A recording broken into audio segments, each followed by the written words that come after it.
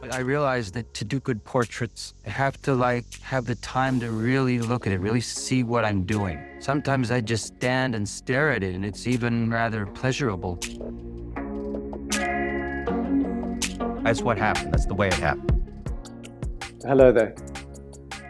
Peter Hujar is probably best known for his portraits of New York's leading creative figures of the 70s and 80s. He, like Mapplethorpe, recorded the counterculture and the emergence of the gay liberation movement. But unlike Mapplethorpe, Hujar never achieved fame during his lifetime. Through his images, he captured a sense of that confused transformational period, and his work has slowly gained recognition over time. Creatively, he fits somewhere between Diane Arbus and Nan Goldin. Each in their own way explored the lives of New York's outsiders. I'll run a selection of portraits as well as other images from his archive. In addition to the raw intimacy that they reveal, you'll notice there's a shadow that mirrors the challenges that he faced within his life. He never learned to play the game of fame. Some of this was self-sabotage, and the causes lay in childhood. His bootlegger father abandoned his mother when she became pregnant. She was a waitress and didn't have resources to raise him. He suffered violence and abuse during his teens and left home when he was 16. So he was pretty much a pre-packaged outsider. But I always found him heartbreaking because there was always in Peter, no matter what, even when he was in a rage, which was frequent, if not hourly, he was a motherless child. He was like an abandoned child, and that was in every single second of him. When his face is at rest, you see that. After experimenting with his mother's camera, his interest in photography grew. His teacher at an industrial art school, Daisy Alden, noticed some fledgling signs of talent and encouraged him to pursue photography as a career. This is his portrait of her. He entered the world of commercial photography at the bottom of the ladder. His first job was walking the boss's dog. But he applied himself, and in the darkroom he learned the art of extracting the emotional power from a negative. He never felt fully comfortable within this world. The stars of that time, Richard Avedon and Irving Penn, were able to move between art and high-end editorial or fashion photography. But Hujar disliked the compromises and social networking that were required for success. By the 1970s, he had largely withdrawn from editorial work. He was drawn to making deeply personal portraits and images of the downtown creative scene. The technical precision that he learned during his time in the commercial world did, however, provide him with the skills to achieve the simple elegance and stillness of his portraits. Hujar realized that he was operating at the end of a photographic era, one in which elegant, formal black and white portraits were the primary theme. As I mentioned, Penn and Avedon were central figures in the magazine and fashion culture, creating stylized portraits. Even when their subject matter was a bit challenging, their slick technique allowed magazines like Vogue and Harper's Bazaar to present the pictures to uptown audiences. Hujar's portraits mainly focused on a fringe community that was largely overlooked by high society. And even though his pictures achieved a formal precision, they conveyed possibly a little too much vulnerability, eroticism, and mortality. Penn's portraits were mainly controlled and formal, even when he was photographing non-celebrities. Avedon brought an intensity to his work through a form of theatrical energy. One often gets a strong sense that Avedon sitters are performing themselves in front of the camera. Hujar's portraits feel almost anti-theatrical by comparison. Rather than heightening personality, he would mostly wait for performance to fall away. His subjects would mainly feel reflective, sometimes even sensual, exhausted, or emotionally exposed. His portraits don't seem to be made for the public. They are more like private encounters.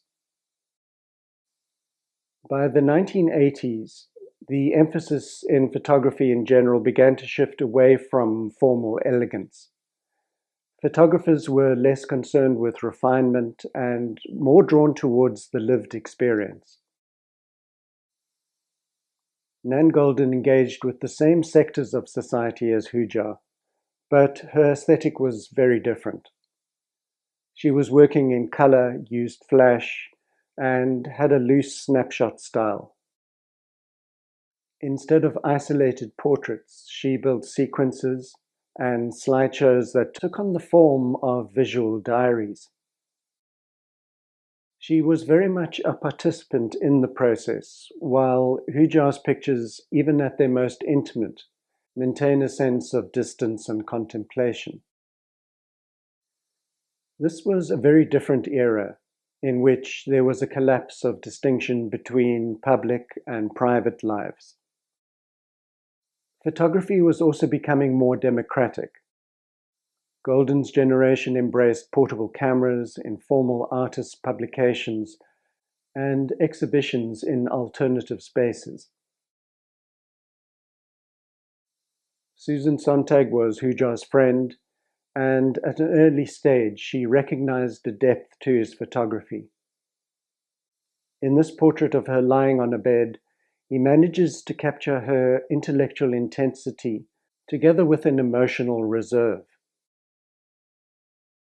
In 1976, she wrote the introduction to the only book Hujar published during his lifetime, Portraits in Life and Death. At the time of its release, the book didn't make much of an impact, but now it's viewed as a meditation on intimacy, beauty, and mortality. It included portraits of friends, artists, writers, drug performers, and cultural figures from downtown New York. These pictures are followed by photographs of mummied corpses from the Palermo catacombs in Sicily.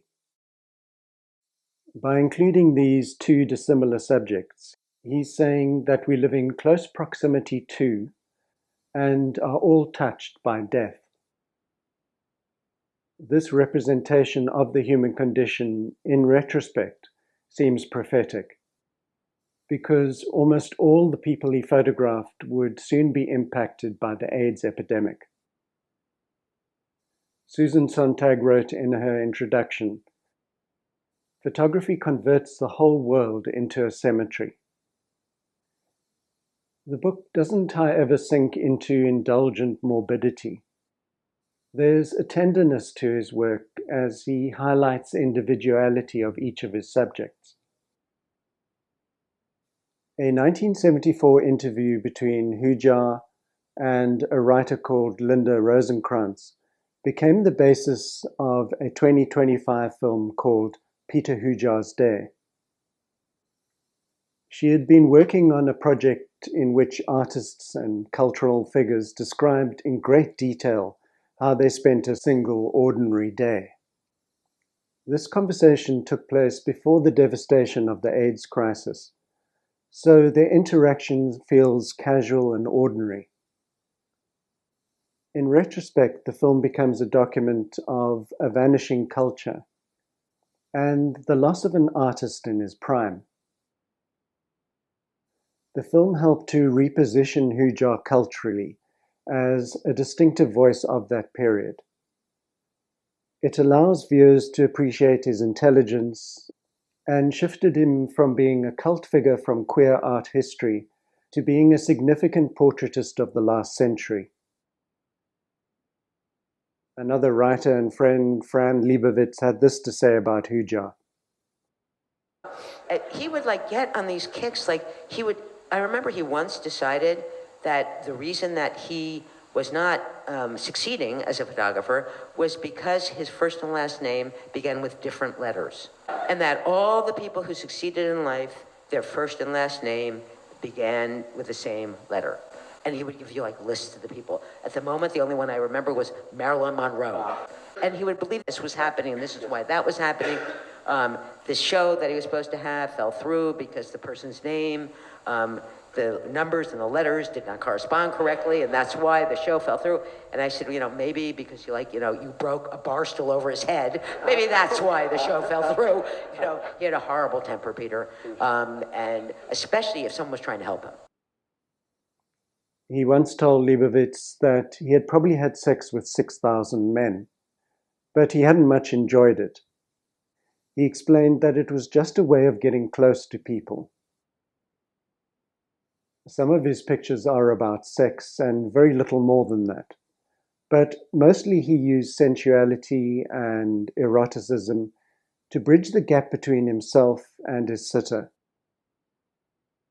Some photographers use silence, awkwardness, or conversation in order to peer beneath the mask, but he would often rely on a form of seduction. His portraits of women show that this wasn't his only way of relating. These images suggest that he was able to establish an atmosphere of safety, allowing the moments to become collaborative.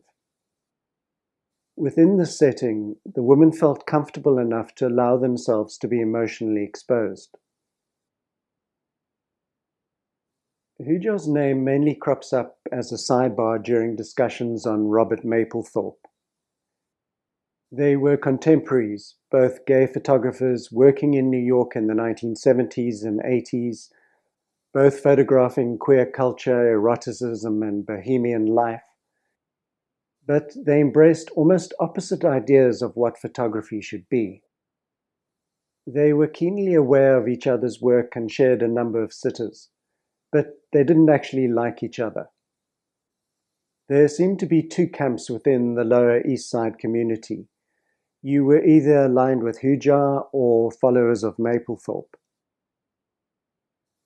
Hujar thought Mapplethorpe was a hustler and a plagiarist, while Mapplethorpe thought that Hujar was a textbook case of how not to become famous. Mapplethorpe played the fame game brilliantly. He was gregarious and outgoing, and had a rich patron in Sam Wagstaff. He was a wealthy art curator who introduced Mapplethorpe to the art Illuminati. On the other hand, Hujar had a prickly personality and would antagonize gallerists and collectors. And he had also developed a clear understanding about what success extracted from those who bent the knee to the art world. Mapplethorpe had developed a distinct aesthetic that he replicated again and again in an almost formulaic manner, while Hujar would view each sitter as an opportunity for a new experience and would allow the interaction and their relationship to determine the outcome. They were both diagnosed with early onset pneumonia related to AIDS within 2 months of each other. While Mapplethorpe continued to aggressively build his career, Hujar never picked up a camera again. Neither took up the AZT treatment that was on offer at that time. Hujar tried all types of cures, including crystal therapy, before converting to Catholicism. For over a decade after his death, interest in his work was mainly limited to New Yorkers and photography insiders. A few of his friends and supporters from that period continued to underline his importance as a photographer. Later, a few retrospective exhibitions were staged, and eventually, last year, Peter Hujar's Day premiered at the Sundance Film Festival. Thanks for staying with me, and I'll see you next time. I stay in bed till 11:45, and then I put my clothes on. I thought you hadn't taken them off. Oh, I guess I didn't. I just lied.